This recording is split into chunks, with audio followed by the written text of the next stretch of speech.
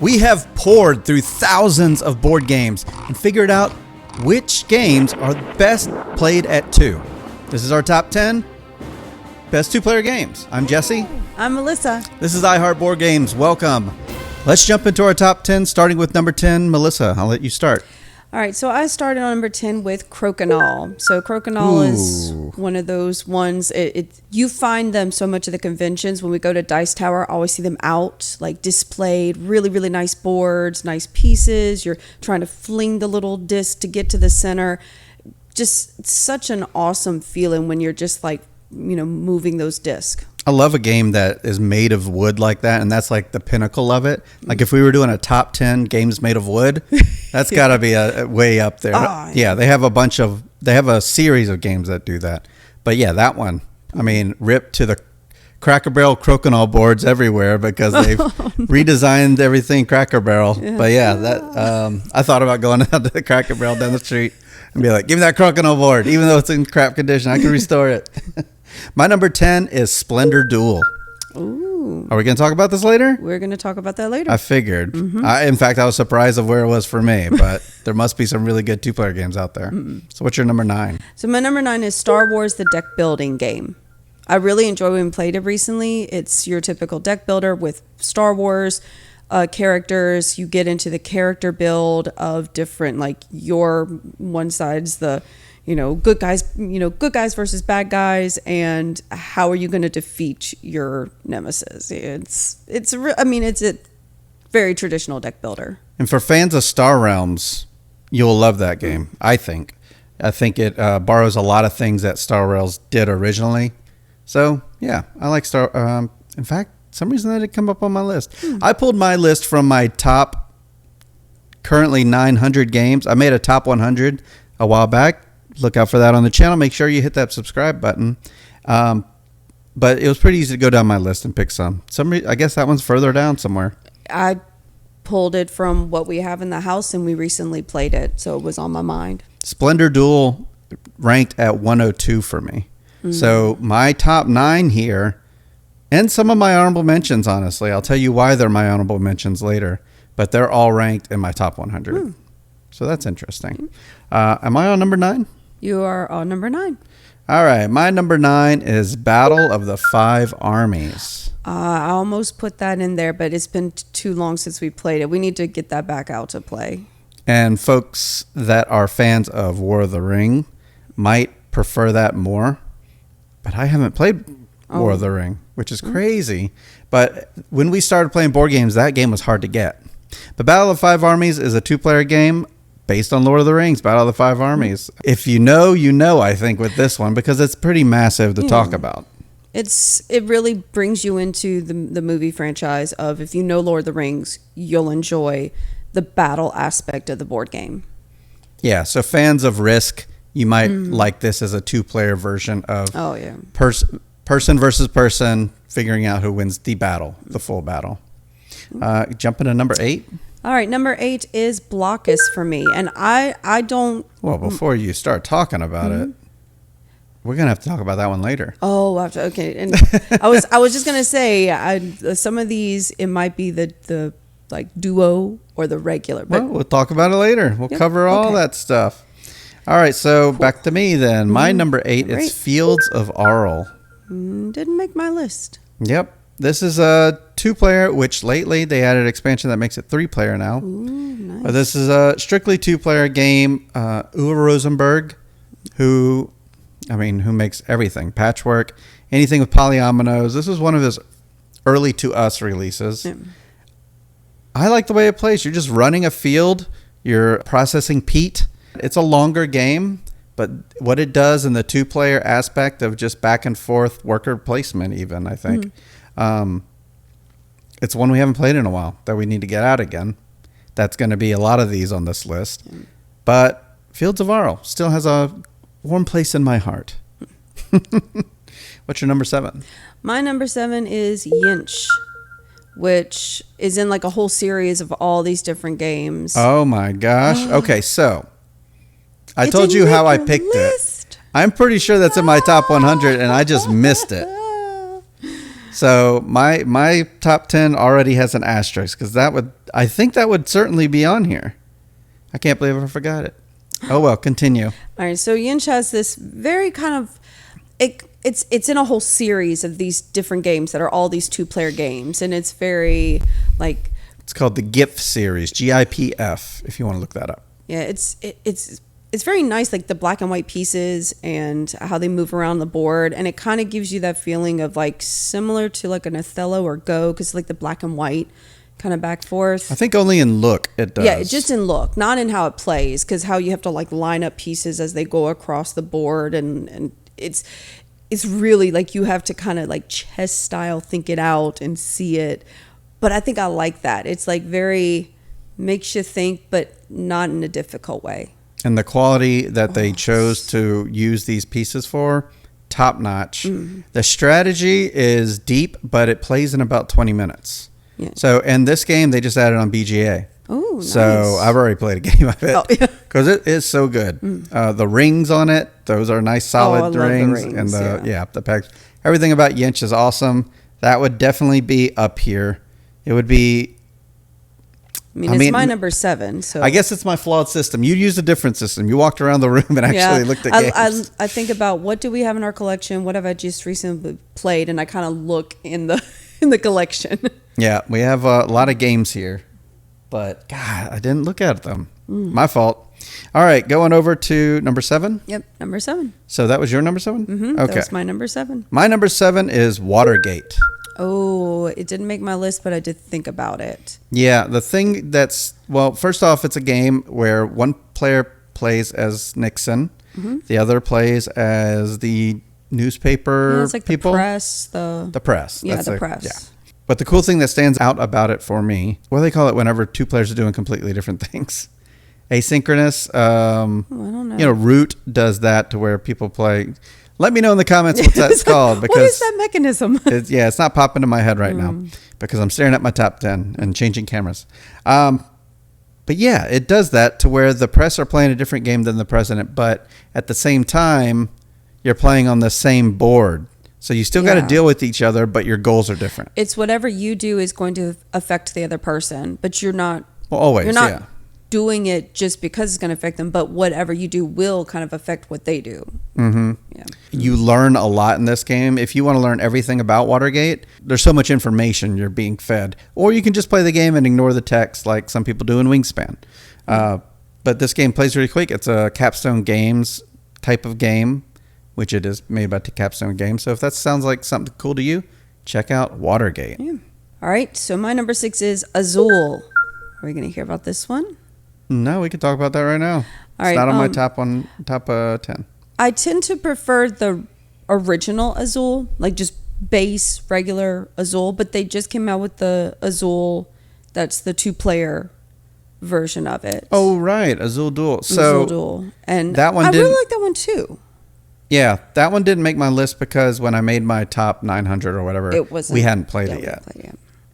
So Azul is just, you're picking the tiles, but based on the little square tiles out on the circular disc that is out like in the, I guess, a market kind of style. Like you're going to pick them, but you have to pick them based on the colors. In the dual version, it kind of changes up that how you're picking with how they place them out. And I really liked that. And it gives it a little different feel in the dual version, but I still really like the regular. But just Azul in general, it can be pretty fast paced. I play it a lot on BGA. Mm-hmm. I really love the tiles. I love the gameplay of it. It's been like a pretty classic favorite for a while. Azul suffers from the same problem a hit song suffers from, is that it's just everywhere and you hear about it a lot, and maybe you don't want to hear that song anymore, but at its core, it's still a great song, and therefore Azul is still a great game. Yeah. Even if we don't get it out all the time, I might be in the mood for Like a Virgin right now. So we're not going to play that. But number 6, you said, right? Yes, that was my number 6. Awesome, Azul. My number 6 also has 4 letters. It's Hive. I saw that on a lot of suggestion blogs, like looking up best 2 players. Mm-hmm. It's just when I've played Hive, it did not make my list. You gotta like chess. Oh. You gotta that you do. Yeah, you gotta like chess-like games because Hive, it's themed with bugs, and the goal of the game is to cover or surround the other player's queen, and all these bugs are connected via their little hex tiles, and they're connected adjacently, and they all have rules about the way they move. The different bugs, think different pieces in chess, and the queen, just like the king, doesn't move very much. So you got all these other bugs that are faster than the queen. Eventually, you got to figure out who's going to take the other's queen, in this case. It's a great game. It can fit in your pocket. They literally have one called Hive Pocket, where it's just all in a bag. You could bring it with you. That's the one we have. We don't have the big version, but that's okay. I played so many games of this. Even at a game night, I played someone like 3 times in a row because they were just determined. They're like, I want to win against you. It didn't happen. You know who you are. But they tried. They gave They it tried, their and I best appreciate shot. them trying. Just gets me more plays in Hive, and I played this on BGA as well several times. But that's my number 6, Hive. Let's move on to number 5. Number 5. My number 5 is Splendor. So we have finally gotten to Splendor. I probably would choose the regular over the duel. Not me. I think Duel moved it miles ahead. I do like the gameplay in Duel, but there's something about the OG Splendor. Like I'll play that on BGA, or I'll even play like the tabletop simulator, like just on my phone. I'll play it against AI. Which is a video we made right here on this channel. You can check out right now where I played Splendor against an AI opponent. How did it go? Check out that video. You're at a point where you can now buy cards. You're right, I should have bought a card instead of taking gems. I'll buy the level 1 card that costs 2 red gems. What's your next move? There is no level 1 card that costs that. Yeah, there's just something about Splendor in general, just as a game. Set collections of tiles, like you need this many reds and this many blues and this many greens in order to get this card, and that card is going to then give you another gem that could be helpful in the future. And then once you collect so many, you might get a noble because they need 3 reds and 3 whites and 3 blacks, or 3 or 4 greens and 4 blues. So I like the collection aspect of that game. That's what I think I love so much, is just collecting the set collection to then, get enough points to win. It is it seems like the grandfather of engine building, although I'm sure there's been tons of them before that, but it's simplified in a way that the masses could enjoy. And I think Splendor Duel took a step towards making it more strategic for the people who are looking for a bit more strategy in their Splendor game. I also like how it made all the tokens tiny. I like the tiny tokens more. It is smaller token. But yeah, Splendor Duel is my preference. That was my number 10. Splendor being yours at number 5. Yep. My number 5 is another one that you mentioned earlier. This is Blockus.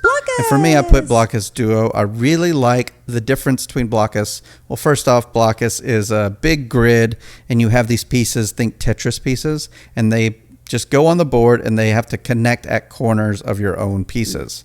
The goal of the game is to stay on the board the longest, and then you can do some point counting after that. But usually the person who stays around the longest is going to win that game. Yeah, because if I'm not mistaken, you get minuses based on how many little how many blocks pieces worth. Are, yeah, like, so if you have the standard L shape, like in like 4 points. That's 4 points. Yeah. Points are bad. Yeah. In Blockus Duo, you have different starting places, whereas regular Blockus, you start in the corners. The Blockus Duo, you start somewhere in the middle, like both players. I think that's a cool, small, subtle change that really makes a huge difference, because you're already in each other's faces really quick. So you're already trying to surround each other really fast. That's why I prefer Blockus Duo. Yeah, I think I do prefer the Duo. I like the board setup a little bit better. It's black and white. Yeah, I would play the regular one, because you can play the regular one with 2 people, even though it's 4-player. But yeah, I like the starting area too. I do like that more. Yep. All right, now we are in top 4 territory. Yep. Who's going to start top 4? You can start, because I started the other box. All right, so my number 4 is Targi. Ooh, Targi. This is not on my list. This is actually a game using mostly cards, but it does have little pieces that go in the game. It's a strategy game, very heavy strategy game. I think it's a 60-minute runtime. It has 16 rounds. Everybody's placing their little meeples at different sides of the board and creating a cross section. And you're going to take the actions of the cards that are in that 3x3 cross section. It works out perfectly. The person had an idea when they were designing this, and it just works so well. Very easy to remember how to play, yet you can play a 60-minute game where normally you pull out a 60-minute game, has a ton of rules. This one doesn't. And it feels very fulfilling when you play. And this is a game you can find on BGA if you want to give it a try. I feel like I've played this, but maybe I've only played it once. I guess we need to play it again. I think we need to play it again because, like, I'm thinking. We can even play it on BGA. Yeah. All right. What's your number 4? All right. My number 4, we just actually recently played, so it was on my mind, and that's Andromeda's Edge. Ooh, at 2. I think it plays best at 2. Now that we've played it with another person, we played a different player count. I think I like it best at 2, even though you can play it more than 2. I just think that the turn back and forth, because in Andromeda's Edge, you're trying to boost up. You have your, like, I guess, faction or person that you are, and you're going through each turn trying to, like, better your faction. There's, like, materials you're trying to gather, all of your energies. Like, I tend to go very heavy into my character, and so, like, the Plutonium Empire is, like, my favorite. I think I played it most times, but just gathering things and all those different steps that you have to do within playing the game, I think it just makes the turns go by quicker if you play it 2-player, because there is a lot that can happen within your turn. There's a lot. It's a lot to keep up with. Keeping up with. If you go out to get something, make sure your tracks go up, or you go out to battle something, make sure, like, everything is getting done. And I've just enjoyed it when we played a 2-player. I enjoy it at 2-player. I think it also works at more players. It increases the board size when you add more players. But the thing you like about 2 players, the quicker back and forth, that's true of most games. We said that about Unconscious Mind, which might be on your list. I don't know, maybe. Because I know we prefer that at 2. I played Andromeda's Edge up to 4. I haven't played it at 5 yet. I would, though. I don't think I'm against it, but yeah, you're right. It might be more enjoyable for the player because you're not having to wait. Yeah. So let's get into the top 3. I guess I'll begin since I said my other one. Number 3 for me is a quick little game we recently we replaced in a way that it's kind of upgraded. It's the Quest for El Dorado. And the reason I like this more at 2 players, you get 2 little meeples instead of 1. Yeah. Whenever you're playing with 1 meeple in that game, you draw a bad hand of cards that just doesn't fit with your landscape, you're screwed. But if you have 2 meeples, you could set them up to cover everythy You go this way, I go this way. Having options is huge. In fact, I don't know if it's a variant out there, but I would probably get 2 of every meeple's color and just be like, yeah, so we're going to play with everyone gets 2 meeples. That way you have, like, an exit strategy for either person. Yeah, I found it strange how it wasn't just a thing in that game. But anyway, what's your number 3? My number 3, you just mentioned Unconscious Mind. We have played it now at 2, 3, and 4 player, and of all of them, I prefer 2-player. If you want a deep dive on this game, we covered it in our top 10 Dice Tower East. I'll go and spoil that because it's... No, you go watch the video. Yeah, you deserve it. Unconscious Mind is a newer game for us, having just played it at Dice Tower. It's very heavy into, like, the Freudian, like, you have clients and you have, like, things that you have to do in order to help heal your clients, but there is a lot that happens in your turn. Yeah. And sometimes when so much is happening during your turn, you're like, I don't want to take too long because then other people are having to wait, but I really want to think it out because I want the best possible outcome to get the most points. And so then you're sitting there thinking, oh gosh, well, I do this and this and that. It takes a long time when you're playing with multiple players. But if it's just 2, it feels just like it was with Andromeda's Edge, a little bit more back forth, quicker play. Yeah, I think that one, you could argue that if more players are there, you got longer to think about it. But by the time it comes around to you, you're like, oh, what was I doing? It's too long sometimes. My number 2 is a game that I don't know how many times I've played it at 2, but it's strange that it's my number 2 because I think it would play best at 2. Letters from Whitechapel. This is a game where it's one versus many. One person plays Jack the Ripper, the other plays the cops that are trying to find Jack the Ripper.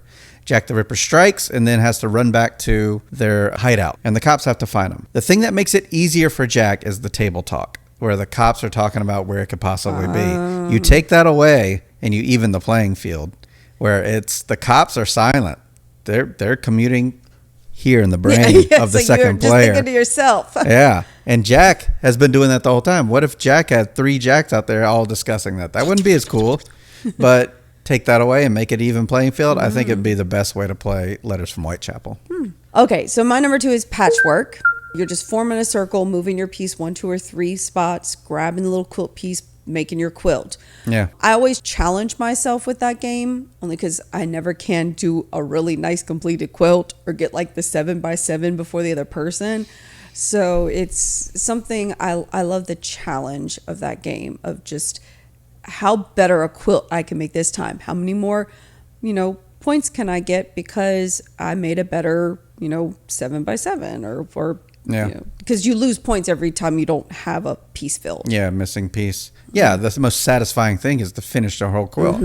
It's one of the first experiences, I guess, maybe not my first experience, but definitely the biggest experience with polyomino games. Like, I couldn't name one I played before that. That might have been the first. It may have been. But that one stands out so much because it just did it so well. I thought it was so weird. I don't remember setups that often, but this one was like, we just put all the pieces on the table around the board? That's weird. Yeah. And you just have this giant mess.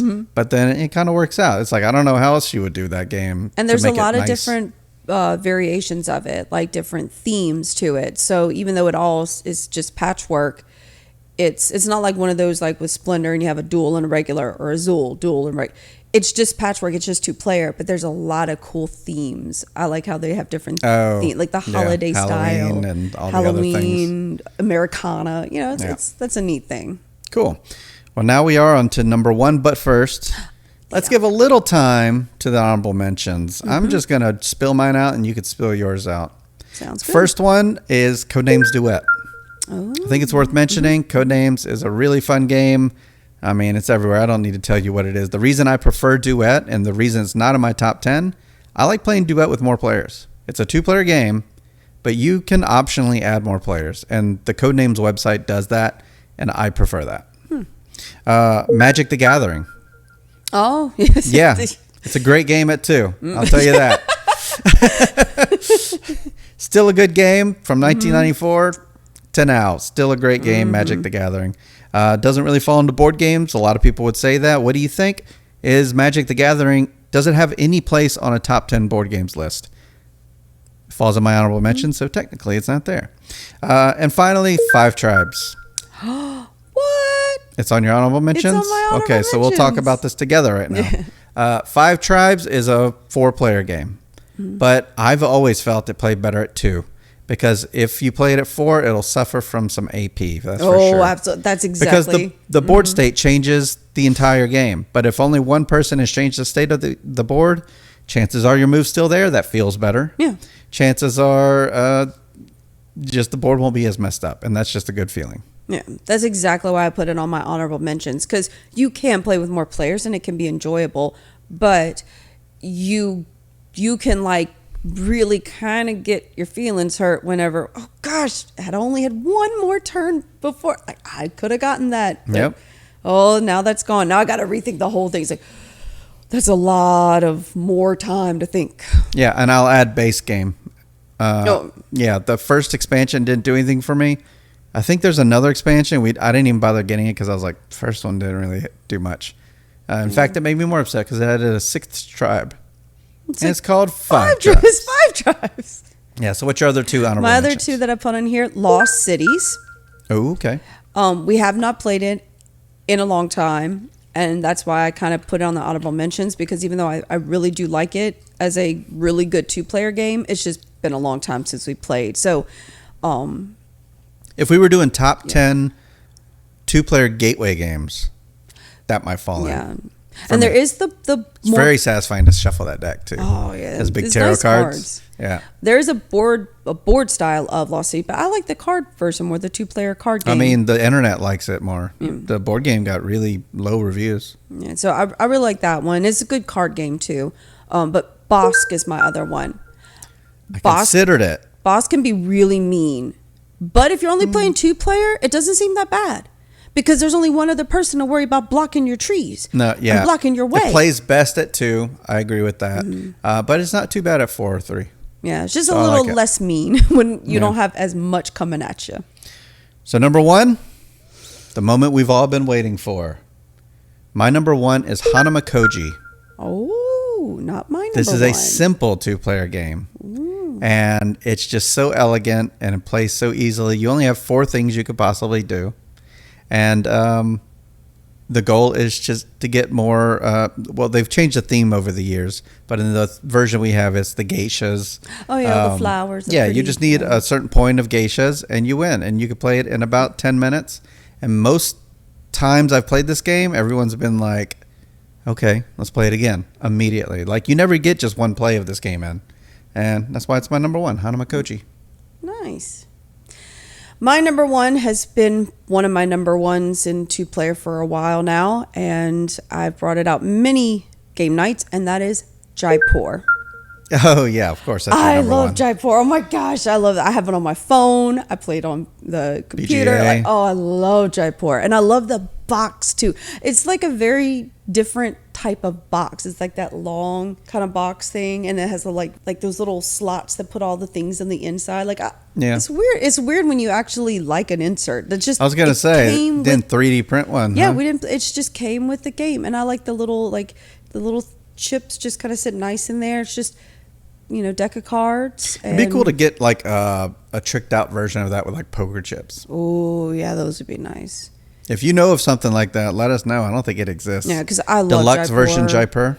It's just, to me, like, I've brought it Jaipur. out many a game night to play. Like, if there's just one person that kind of comes in late into the game night, it's like, hey, let's play some. I've suggested it. I've pulled it out to play. I've brought it to board game nights at other places. There's something about Jaipur. When you go to play it, you have these camels that go out, and then you have all these, like, kind of like spices and things. Like, it's like they're color coded. It's it's about like collecting enough in order to get the little chips, which would be really cool if they were like deluxeified. And you're just trying to get the chips because the chips might have bonus points, and then all the stuff you're gathering is giving you points. And you play best of 2. So you could play it forces you to play it over and over again. So you could play a full 3 games of it, one after another. And I think that's another thing I like too, is because, like, oh yeah, let's do that again. Oh, let's do that again. Let's do it again. Like, I'm big fan of Jaipur. It's a very good game. Were there any in this list you haven't heard of? Or maybe there's something we missed.